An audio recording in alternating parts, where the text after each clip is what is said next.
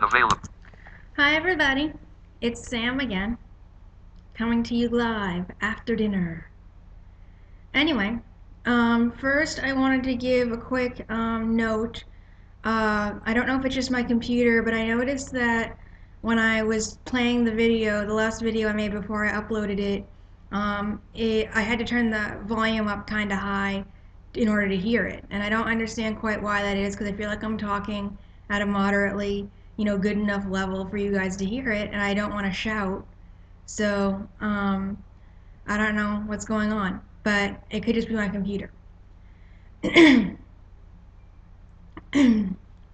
Anyway, um, this is part two of my talk on supportive living for the blind. Um, in the last video, I talked about my experience with uh, trying to find a place to live after college, and then moving into where I'm living now. Um, and so now I want to talk more generally about it. Um, my experience was really eye-opening that, trying to struggle to find some place for me to live and, people just not having the resources or knowing how to support me, in that. I mean, I'm talking about in the blind services, they really didn't know. And then, finding this place that has been open since 2005 and, you know, very accommodating place. And it just made me think that I wish that this was available pretty much everywhere. Available as an option for people. I'm not saying at all that it has to be for everybody, or that, just because you turn 22, which is the age that they say you can come in here, and you're blind, that you have to move into a place like this, But for the people that want it, that want it or need it, or have the feelings that I described in my other video of previously feeling isolated and wanting this sense of safety, of knowing that there's staff around, and having the connection with friends right there in the building, and sort of having the meals and the housekeeping taken care of to focus on other things. Um, I think that it's important that such a resource is available to be accessed by people that need it. Um, and so I don't know quite how this would happen, but my strong feeling is that me and others um, need to keep advocating for this to keep growing, you know, keep the place that I'm at now alive and moving forward, but also to encourage officials, whoever we need to talk to start this in other states. And I mean, Massachusetts, everyone who has met me out here in Illinois is kind of shocked. They say, "You're from Massachusetts and they didn't have anything for you? There was nothing for you? Isn't Perkins School for the Blind in Massachusetts?" And I say, "Yep, but Perkins, that's only till 22, that the kids are in that residential setting. And to be honest, many of them at Perkins have developmental disabilities, Down syndrome, autism, and it seems to be that for that type of disability, um, there are more resources, it seems, than there is for blindness. I mean, that's just been my perception and my family's perception since I've been kind of alive. Which is fine. I think that all disabilities should have as much resources as possible to support accommodations and adaptations that need to be made, and so that people can have support. But I don't understand why, if they have all this housing and different things, for the developmentally disabled or the Down syndrome, then why don't they have it for the blind, just to have it, as an option, as I said. So anyway, all that to say that these people that went to school to Perkins, will probably be eligible for developmental disability services and have access to some different things that someone who is just totally, visually impaired or, deaf blind. There are some resources for that I saw, but not as much as you would think. Um, there was a lot of stuff out there for the deaf. It just, yeah, I don't quite understand why that is. Um, anyway, so no, I mean, I would love to see in Massachusetts a nice, you know, a one or several places across the state. I could see one like in the city towards like Arlington or Cambridge, and another one maybe out to the suburbs more. I'm trying to think of the towns now. I've been in Illinois so long, I almost forget the towns over where I used to live. No. I could see one out in Western Mass for people that want that feel of, they're really holistic and earthy out there, and it's a nice, peaceful area. But not a lot of public transportation, so maybe that wouldn't be the best idea. But certainly one near the city, and I don't know, one maybe someplace else. But just to have these, they could take what happened with this one that I'm living in is it was a renovated assisted living um, place that they renovated and turned into this supportive living place.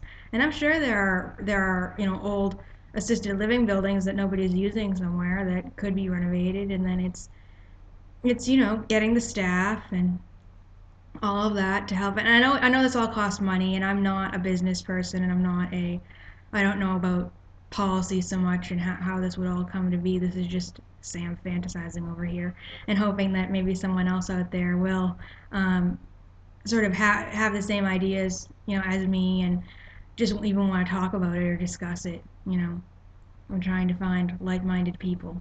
Um, anyway, I could see that happening. And then, other states too. I feel like every state or every, few states should have at least one of these, you know. Um, and I think it would especially come in handy for young adults, um, that want to leave home, but the parents are concerned and they don't know where they're going to end up, but yet they want a different experience than either being at home with their parents or being completely on their own, or staying with a roommate or something. That they just want something different. And I'm trying to encourage anyone who's in their 20s and 30s to I would definitely say if you're out there and you're looking for a place to live, and you're at all interested, to look into this supportive living facility that I'm a part of right now. You can always message me or comment to ask questions. I've looked on the American Foundation for the Blind message board, and there's been a couple posts about, my daughter needs services. She's 30 years old. My son needs a place to live, and different issues coming up, and I know that struggle, and I can't imagine. It must be so much harder for a parent to be like, gosh, this is my child, and what's going to happen to them. I can see it from the person's point of view, from the child's point of view of just wanting to get out and yet not having the resources there. Um, so yeah, I mean, like I said, I have no idea how this could really happen and how, the money could get raised for it, or what. But I just feel like this is something that needs to be sort of pushed for as an option. And, you know, like the staff here, they have CNAs, like I was saying, that are like the direct care staff that help with things like, getting around the building for people that need that kind of help. You know, uh, just different stuff. I'm trying to think. It's just so funny. I see the CNAs walk around all day. I just am blanking on like what all they do.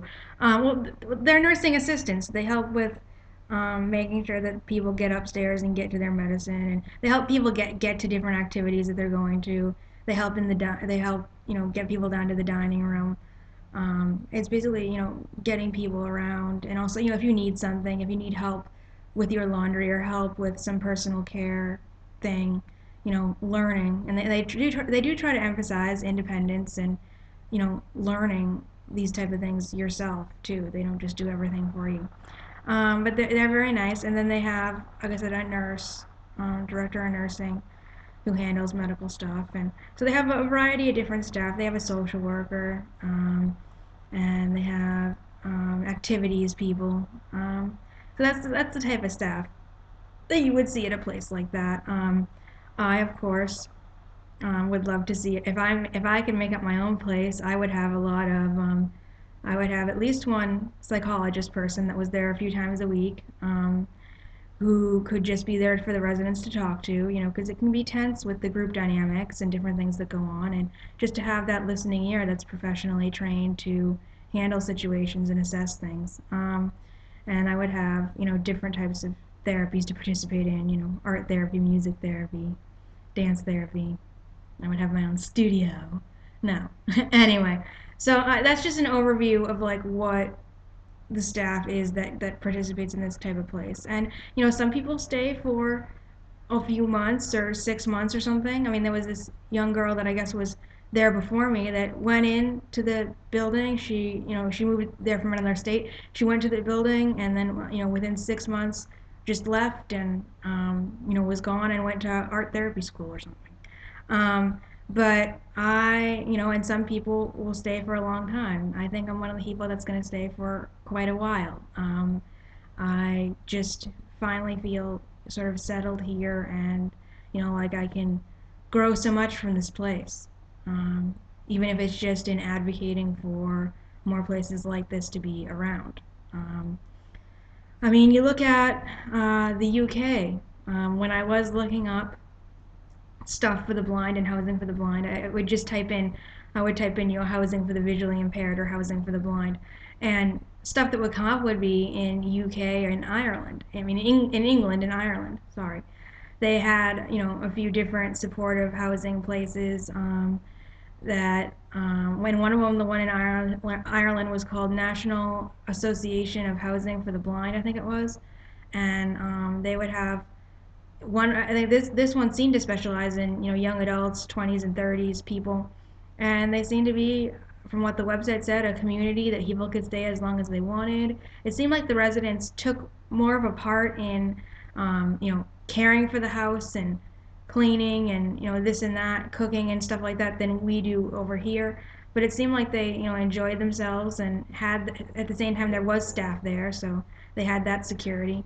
But it just made me think that that was available out there, and it's not available here. And it seems like there's a lot of different things available out in England and stuff like that than there are over here. And so if anybody is blind from that area of the world and would like to tell me about what it's like, living there compared to living in the United States, I'd appreciate having a discussion about that because I'm very interested. Not that I want to move to England, but I'm interested in bringing that type of services to the United States and to the States. You know, so those are my thoughts.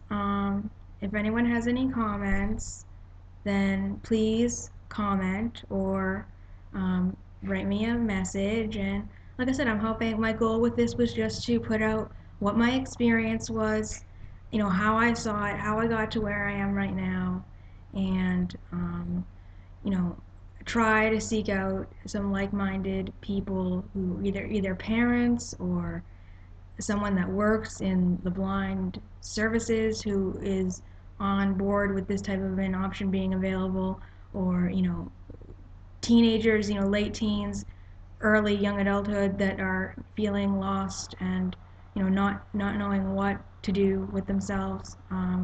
Because one last thing I'll say, I remember that stress. I remember that just anxiety and sort of hopelessness about, I'm in high school, everyone's so excited, oh yay, it's college, it's getting out of high school. And that's a scary time for anyone, but I was sitting there thinking, what is going to happen? Where am I going to go? I wasn't sure about college, and it was just this huge thing, and it was this thing all through my teenagers. I was like, what is going to happen? Where am I going to live? I don't want to live on my own. It was just so anxiety producing, and Now, if I had known in high school at 13 or 14 that there was a place out there that I could go when I'm 22 to live and that there would be people around if I needed them and I could have this great community, it would have probably taken off so much of the stress and so much of the craziness that built up in my head about it. So, if there's anyone like that who's a teen who's blind out there who would be interested in this sort of thing, just know that I totally understand that feeling of not knowing what's going to happen and that, you know, there is hope out there. There is something out there that can be helpful to you. Um, you know, and I would be happy, more than happy to talk to you or your parents or your teachers or anybody who wants to talk to me online about this because I think it's very important. All right, enough out of me on this for now. Like I said, I look forward to hearing from anyone who has any thoughts. And thank you. I feel really honored to be able to share this with you guys and hope that some good comes out of it. All right, I will talk to you all later. Desktop. Oops, oh my goodness. NVDA upload your video in Skype trade my movie with Uh, my move help but webcam. uh, Stop button stop. stop